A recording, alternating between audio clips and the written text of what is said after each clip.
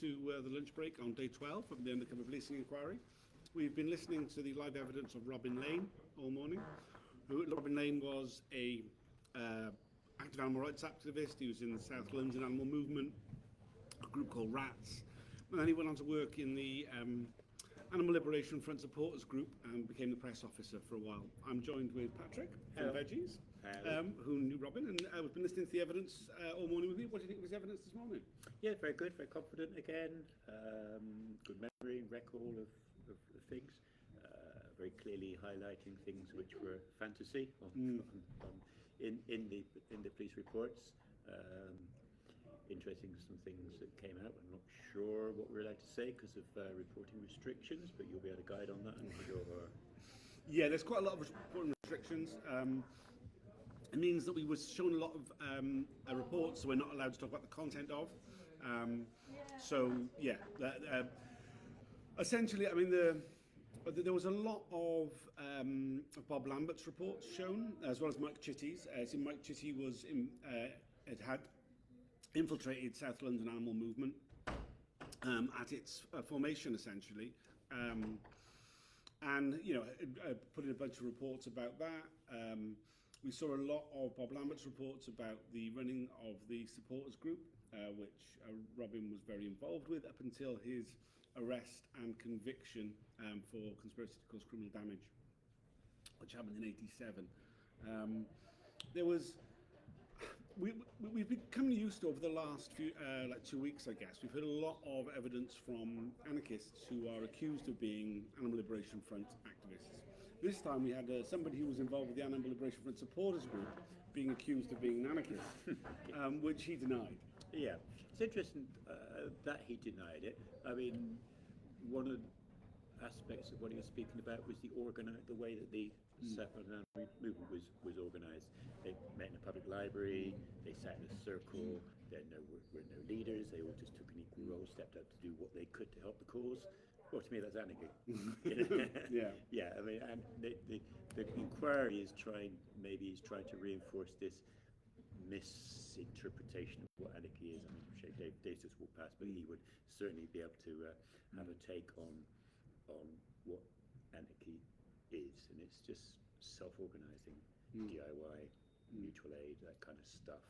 And a lot of animal rights groups were organised in an anarchistic kind of way, i.e., not being centrally organised. There's reference this morning to some of the bigger national groups, which at this particular moment in time were quite closely aligned with like the grassroots animal rights movement, which I'll maybe speak a bit more about.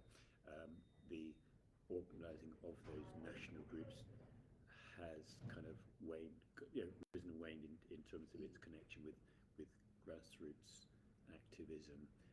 At this particular time, the BUAV in particular was supportive of grassroots campaigning previously, and certainly latterly they'd maybe moved away from that and became much more centralised, and in a way that the grassroots movement at the time was quite critical of, not this period but later, the independent animal rights movement backed up by groups such as the Animal Rights Coalition, that Robin was referenced as having been involved in the setting of the Animal Rights Coalition.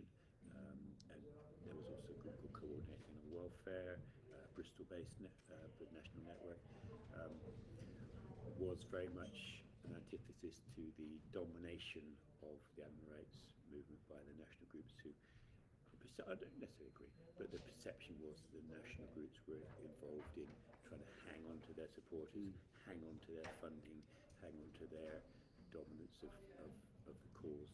I was ambivalent about that. And certainly the groups that I was involved with in Nottingham were very happy to use the resources of the national groups.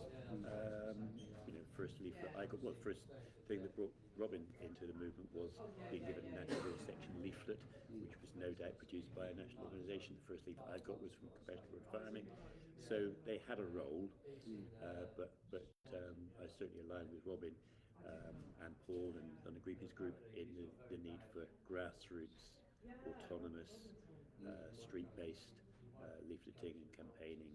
I think that's where the strength of the movement in the 80s lay, in that local network. There are over 300 groups. Our directory listed them that were involved in local campaigning, which I think had its own strength in bringing rights to the public at large.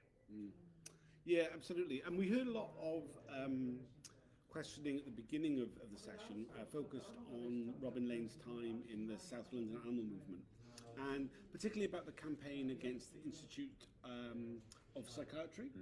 In Camberwell. In Camberwell, yeah. Psychiatry, was it? I think it might have been, yeah. Yeah. The IOP. And particularly the home visits tactic that was used against Dr. Brian Meldrum. Meldrum, that's right. Yeah. Who was a prominent vivisector within that particular organisation.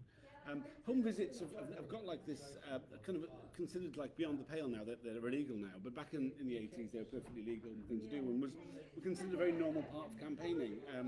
We saw lots of photos of Slam activists dressed up as baboons, as well as mice, were being tested on by the IOP.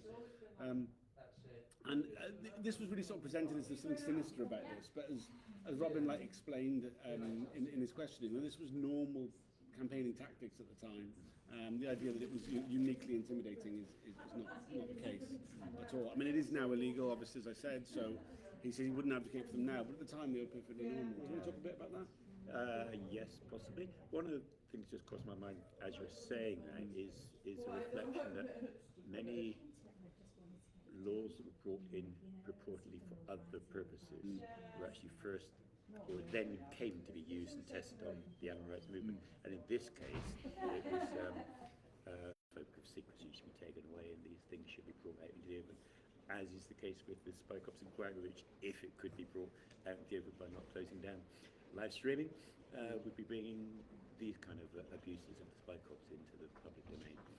So there are all these kind of connections being made between what's happening in the 80s and what's still happening these days.